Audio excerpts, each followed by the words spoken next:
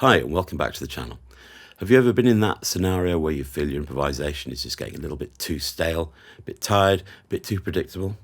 Yeah, of course you have, because we all have at some point or other. It's all too easy on the guitar to let the fingers do the walking, to quote John Schofield, and just run up and down scales, go from A to B in very uninspired and unimaginative ways. And we fall back on those because of muscle memory. Well, today I'm going to show you a very, very quick and easy way to fix that and to open up new possibilities of lines, shapes, and ways of thinking about the neck. So, we play notes with 3 notes per string most of the time. That's the way the guitar's tuned. And the tendency, of course, is just to do just that, you know.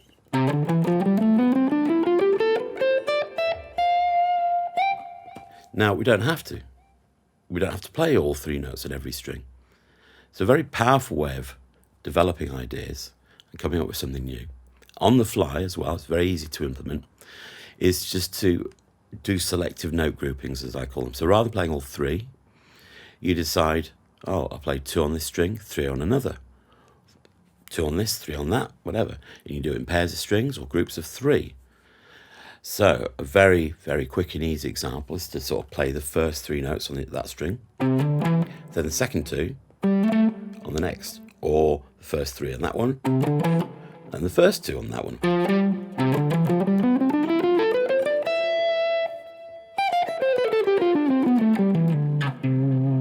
Or the other way around.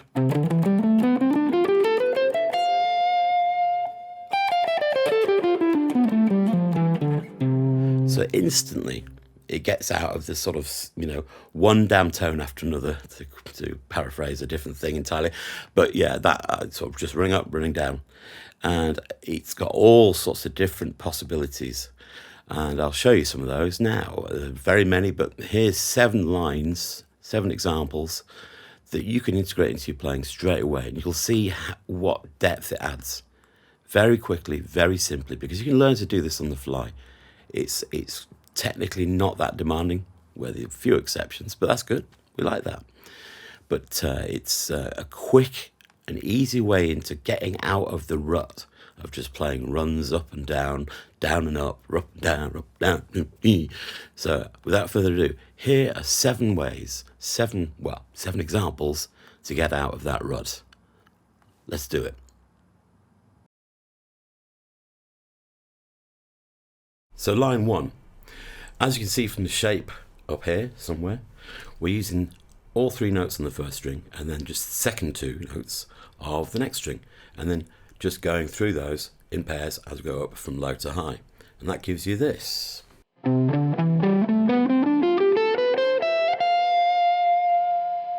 Okay, and then on the way down we're kind of flipping that around. We're going to use all 3 and then the first 2.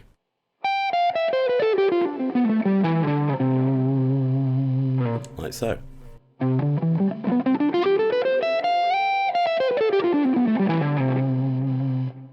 And those tend to imply a set of seventh chords. A minor 7, G7, and then what's this one? F major 7. And that's one of the reasons you get more interest from these sort of lines than you do just going straight up and down, because you're implying different tonalities as you go.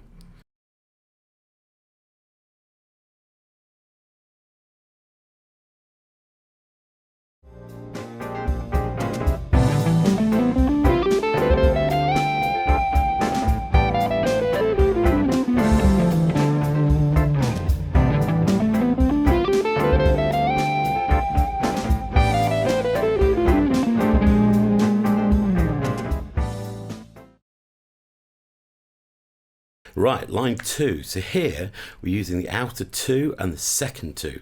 So the outer 2 of the first string and then the second 2 of the next string, again in a pair. And again, the shape will be up there somewhere, hopefully. And that sounds like this. And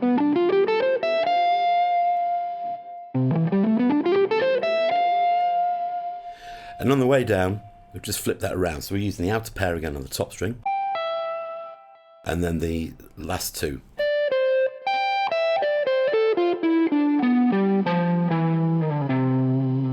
So all together.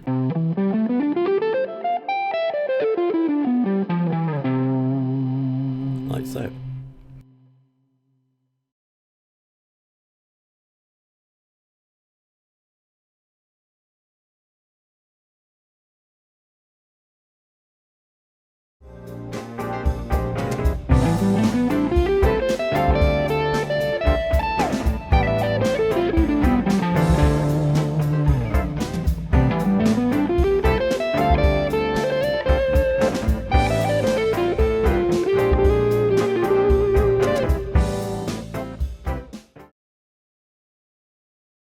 Line 3.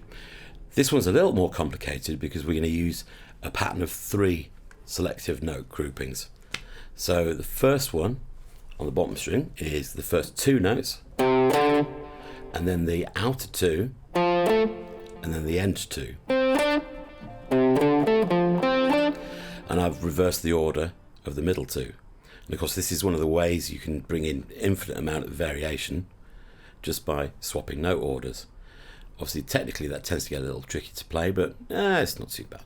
So that gives us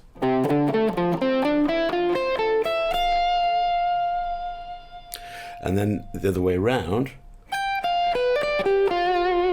So I'm descending through those. And back to C. Like so. So.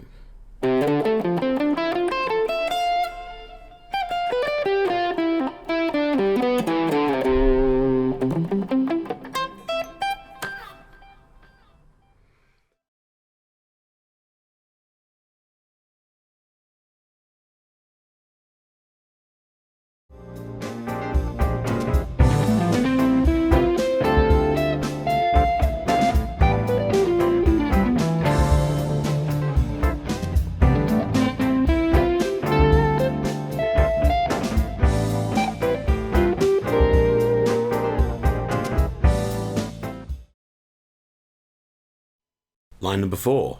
So here things get increasingly complicated because we've got 3 selective note patterns, and I've messed around with the order of said note patterns, yielding yet more possible lines. So this starts with the first 2 on the first string, the outer 2 of the next, and all 3 of the next one after that. And then I'm done in this order: high to low, low to high, middle, upper, lower. There you are.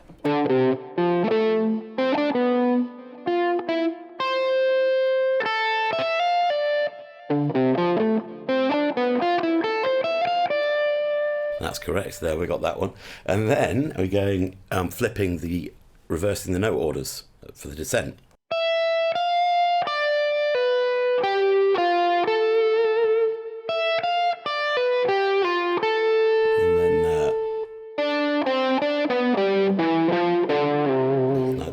That's a bit of an interesting one.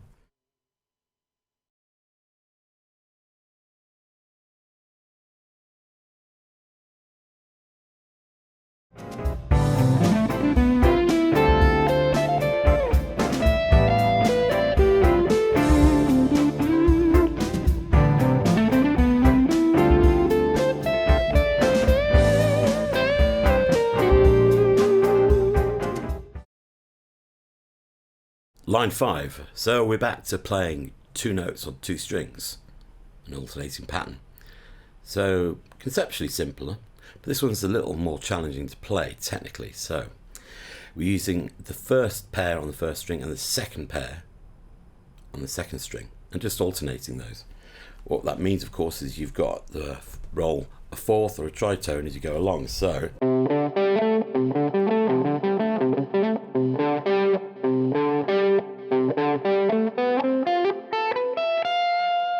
then coming down.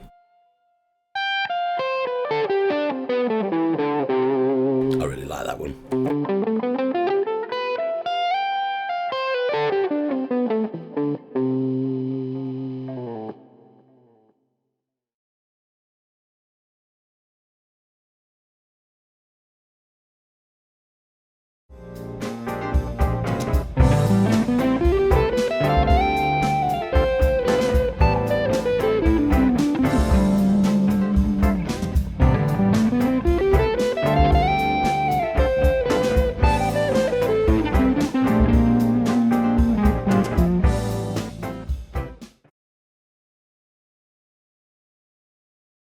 Line 6, or rather line number 6. Line 6 are in no way sponsoring or endorsing this video, nor, I'm pretty sure, are they even aware of it. Anywho, so this one uses the outer two notes of the first string, and then the second pair of the two subsequent strings.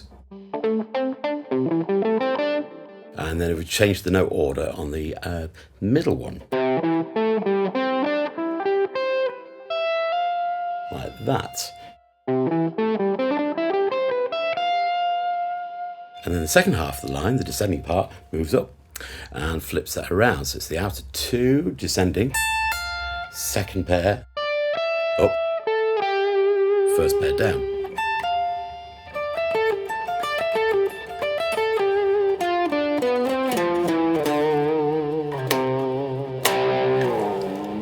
Like so.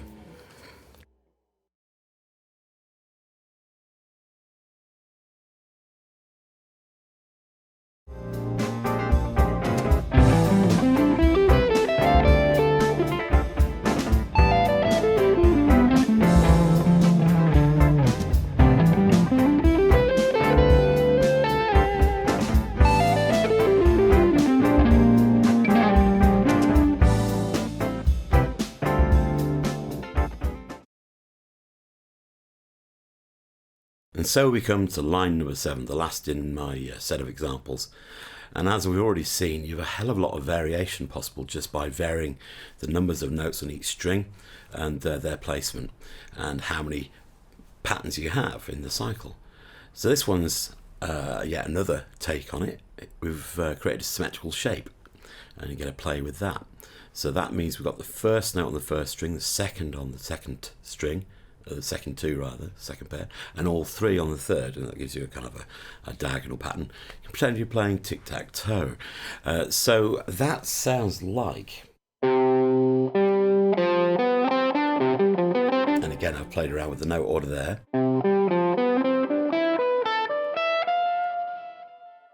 And then I've moved up a position and I've done the other way around. So I've got one note, then two, and then